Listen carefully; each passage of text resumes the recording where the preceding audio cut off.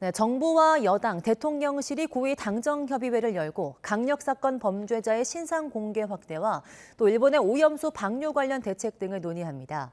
더불어민주당은 오염수가 아닌 핵 폐수가 맞는 표현이라면서 여권을 향한 공세를 이어가고 있습니다. 취재 기자 연결해서 알아보겠습니다. 이준엽 기자. 네, 국회입니다. 네, 오늘 고위 당정회의 어떤 내용이 논의될지 정리해 주시죠. 네, 조금 뒤 오후 2시부터 시작되는 고위 당정에는 국민의힘 김기현 대표와 윤재옥 원내대표 등 여당 지도부와 한덕수 국무총리, 김대기 대통령 비서실장 등 정부 고위 관계자가 참석합니다. 이 자리에선 강력사건 범죄자의 신상공개 확대 방안이 우선 논의될 것으로 보입니다. 앞서 지난달 귀가하던 여성을 쫓아가 머리를 발로 차고 성폭행까지 시도한 부산 돌려차기 사건으로 신상공개 요구 목소리가 커졌는데요.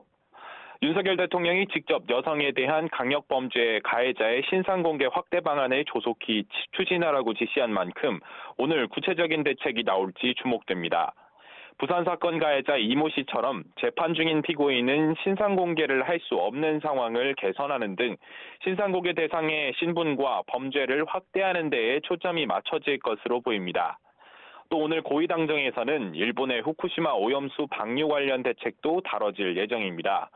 회의에는 우리 정부 시찰단장을 맡았던 유국희 원자력안전위원장도 참석해 오염수 정밀 분석 진행 경과를 보고할 것으로 파악됐는데요. 당정은 이를 토대로 과학적 검증의 중요성을 강조하고 수산업계 등의 불안감을 해소하는 방안 등을 집중적으로 논의할 것으로 보입니다. 이 밖에 본격적인 여름철을 앞두고 취약계층 보호 대책도 협의할 예정입니다. 네, 하지만 민주당은 오염수 방류 반대를 요구하면서 여론전에 집중하고 있죠. 네, 민주당 이재명 대표는 오늘도 SNS에 초등학생들에게 받은 바다를 지켜달라는 편지를 공개하며 오염수 관련 공세를 이어갔습니다.